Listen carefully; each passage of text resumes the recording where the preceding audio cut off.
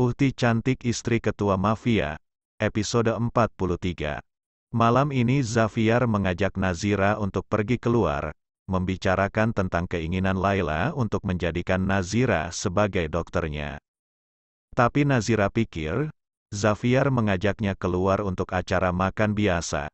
Dia masih belum mengetahui kalau Zaviar akan membicarakan tentang Laila. Nazira sudah mempersiapkan diri dengan menggunakan pakaian serba hitam seperti bisa. Walaupun menggunakan cadar, Nazira tetap merias wajahnya, karena ia akan pergi keluar bersama dengan Zaviar. 5 menit menunggu Zaviar menjemputnya, dia masih belum juga datang. Ting tong, suara bel di depan rumahnya berbunyi. Nazira pergi untuk melihatnya. Dan orang yang menekan bel itu adalah Afkar. Assalamualaikum, Nazira, salamnya kepada Zira. Waalaikumsalam. Ada apa mas, Zira? Nabila jatuh di kamar mandi, dan ia tidak sadarkan diri. Sebelumnya Afkar sudah menghubungi rumah sakit, dan itu akan memakan waktu cukup lama, karena jarak antara rumah dan rumah sakit cukup jauh. Oleh karena itu ia memanggil Nazira. Tunggu sebentar, Nazira masuk ke ruang untuk mengambil tas peralatan dokternya.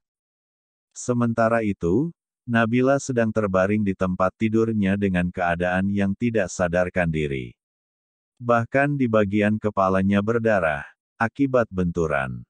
Untungnya ada Nazira yang langsung menanganinya, walaupun dengan peralatan seadanya.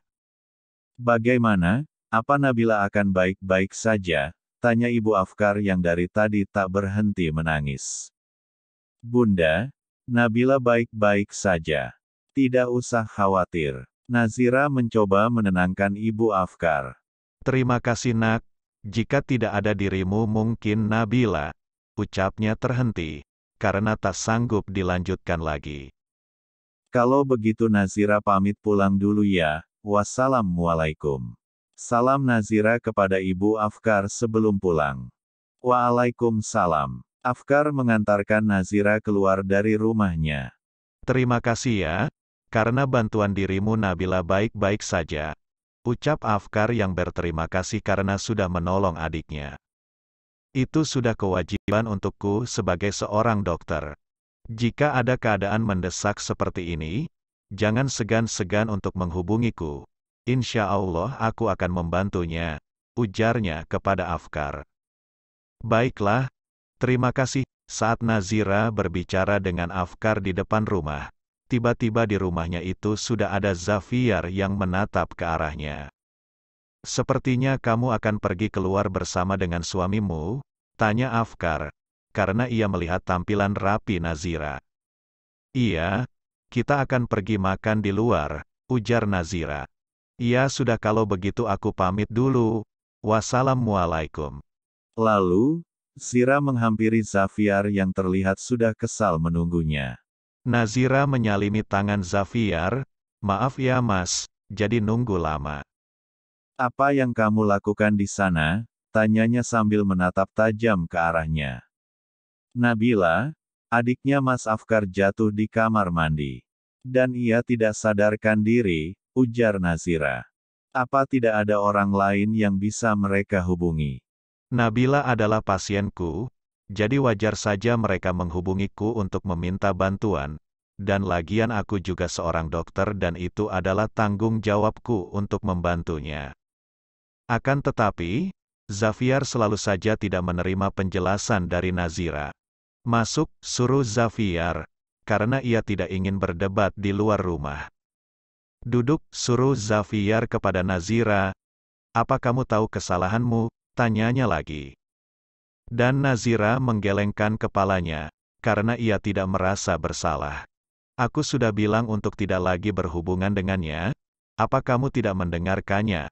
Bentaknya yang berhasil membuat Nazira terdiam. Apapun alasan yang kamu berikan, aku tidak peduli, ujarnya lagi. Apa kamu menyukainya? Nazira Amira, panggilnya sambil mengebrak meja.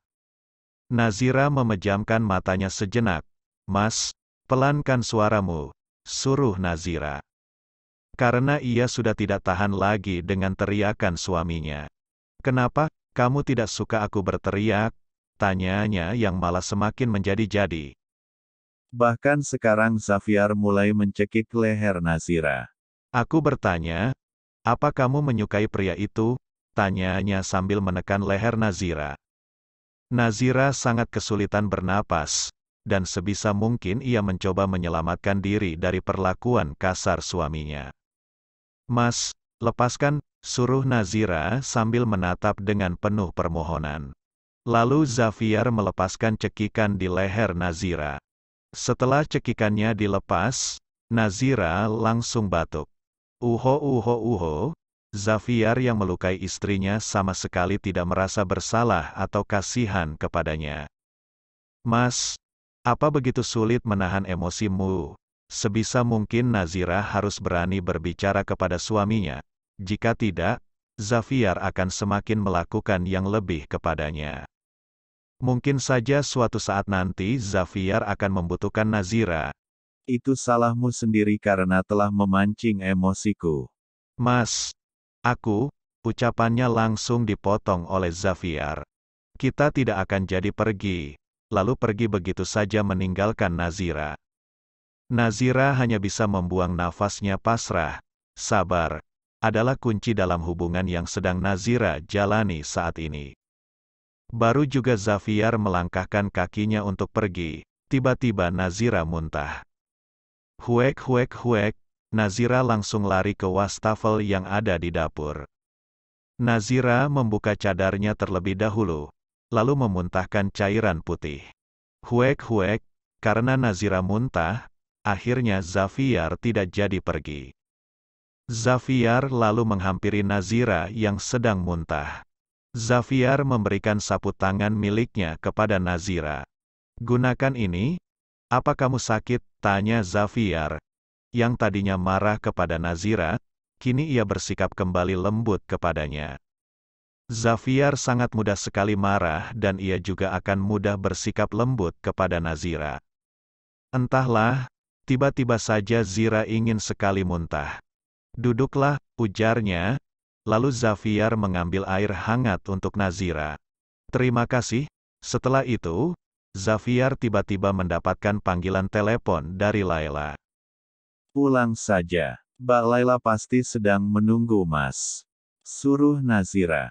Nazira pun beranjak dari duduknya untuk kembali ke kamarnya. Dengan tiba-tiba rasa pusing menghampiri kepalanya. Saat Nazira ingin terjatuh, Xavier dengan sigap menopang tubuhnya. "Kepalamu sakit, Nazira." "Bruk." Nazira terjatuh pingsan di pelukan Xavier. Sementara itu, di tempat lain saat ini Afkar sedang berbincang bersama dengan bundanya. "Nak, sepertinya suami Nazira tidak menyukai kita," ujar bunda, yang entah kenapa merasakan hal itu. "Entahlah, lebih baik kamu jaga jarak sama Nazira. Sekarang Nazira sudah menjadi istri orang," ujar bunda yang menasehati Afkar. Afkar pun memilih untuk diam. "Apa kamu masih menyukainya?" tanya bunda lagi. Saat pertama kali Afkar bertemu dengan Nazira, ia sudah jatuh cinta, makanya ia langsung menerima perjodohannya. "Bunda, apa salah jika Afkar masih mencintainya?"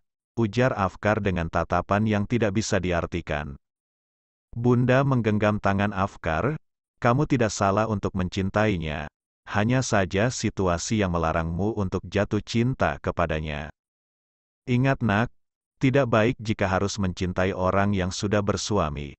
Nasihatnya lagi kepada Afkar, "Jika kamu mau, Bunda bisa mencarikan calon buatmu." "Tidak usahlah Bun. Afkar akan fokus dengan pekerjaan, merawat Bunda, dan juga Nabila, karena hanya kalian yang Afkar miliki saat ini." Karena ayah Afkar sudah meninggal, jadi akhirnya ia langsung menjadi tulang punggung keluarganya. Bersambung, terima kasih sahabat Diari Sobat 7, yang selalu setia, selalu dukung channel kami, jangan lupa subscribe, like dan komentar di kolom bawah. See you.